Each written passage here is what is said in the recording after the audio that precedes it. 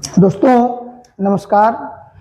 दोस्तों solution with Rajesh sir channel पर आपका बहुत बहुत स्वागत है। दोस्तों आज के इस वीडियो में कक्षा 12 में पढ़ने वाले सभी छात्र छात्राओं के लिए जो हिंदी साहित्य के अंतर्गत जो कथा साहित्य है उसमें से जो पहली कहानी है खून का रिश्ता भीष्म साहिनी जी के द्वारा लिखी गई है। उस कहानी खून का रिश्ता कहानी के प्रमुख पात्र यानी वीर जी का मैं चरित्र चित्रण आज के इस वीडियो में बड़े ही सरल ढंग से सरल शब्दों में आपको बताऊंगा और उम्मीद है कि आपको वीडियो पसंद आएगा और वीडियो को देख करके आपको ये कहानी भी आपको याद हो जाएगी, जिससे आप बोर्ड परीक्षा में अच्छे से आप जो है लिख सकेंगे। तो चलिए शुरुआत करते हैं ज़्यादा देर न करते हुए।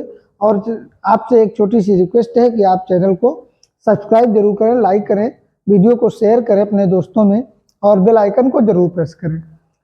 दोस्तों खून का रिश्ता कहानी के आधार पर जो है वीर जी का चरित्र चित्रण। खून का रिश्ता भीष्म साहिनी की कहानी के मुख्य पात्रों में वीर जी का महत्वपूर्ण स्थान है। कहानी आधुनिक युवा वर्ग का प्रतिनिधित्व है, यानी वह आधुनिक युवा वर्ग का प्रतिनिधित्व करता है और समाज के बदलाव यानी समाज में बदलाव लाने का समर्थक है। वीर जी के चरित्र की जो विशेषताएं हैं कुछ इस प्रकार हैं, तो हम अच्छे से बढ़िया हेडिंग डाल करके लिखेंगे सच्चा प्रेमी। पहली जो हेडिंग है, पहला पॉइंट है सच्चा प्रेमी। वीर जी आधुनिक युवा जरूर है।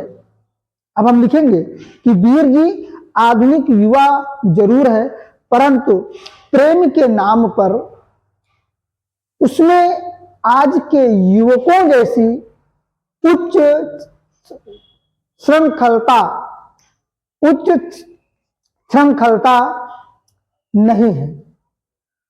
पति पत्नी के पवित्र संबंधों और उसकी कोमल भावनाओं को वह न केवल समझता है वरन उनको अहमियत भी देता है।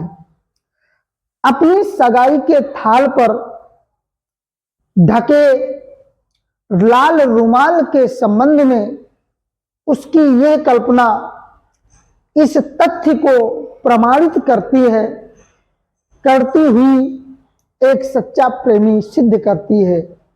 थाल पर, अब देखिए मेन पॉइंट यहां पर देखिएगा कि थाल पर रखे लाल रुमाल को देखते ही उसका रोम रोम पुलकित हो उठा। सहसा ही वह ससुराल की चीजों से गहरा लगाव महसूस करने लगा। इस रुमाल को जरूर प्रभा ने हाथ से छुआ होगा। जी चाहता है कि रुमाल को हाथ में लेकर चूम लूं। कौन कहता है? ये वीर जी कहता है। तो इस प्रकार से ये पहली हेडिंग हम लिखेंगे बढ़िया, और उसके बाद में फिर दूसरी हेडिंग क्या होगी, दूसरा पॉइंट कि दृढ़ निश्चयी।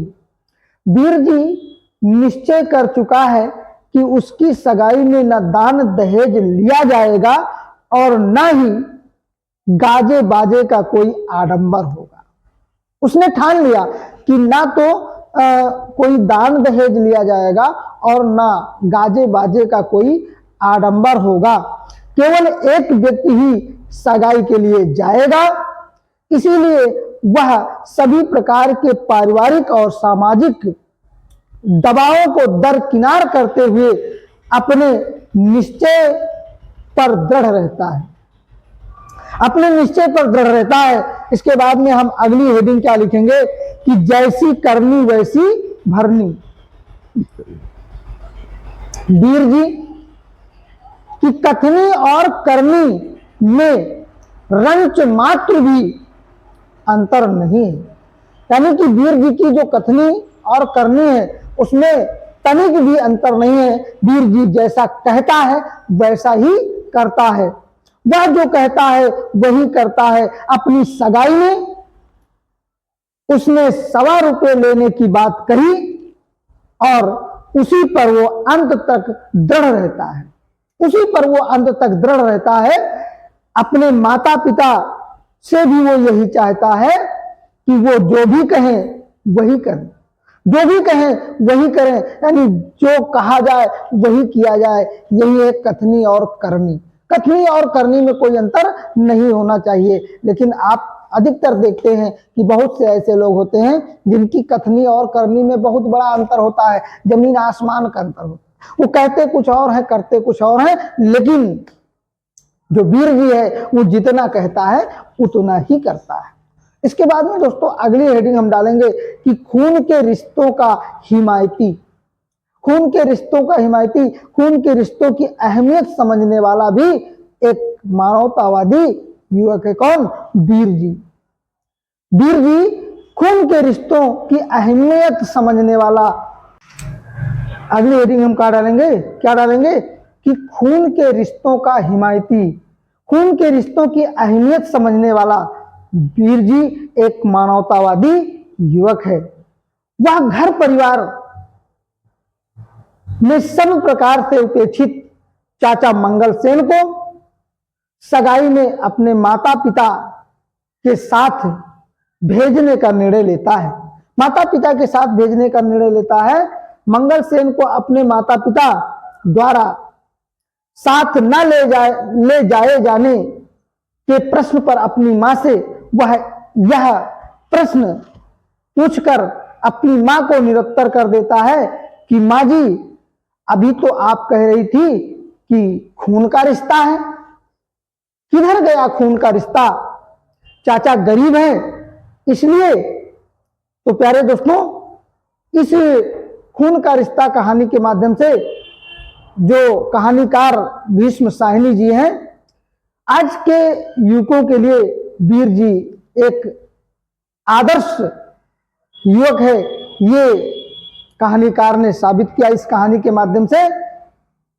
तो आज के वीडियो में सिर्फ इतना ही और मिलते हैं अगले वीडियो में। तब तक के लिए नमस्कार।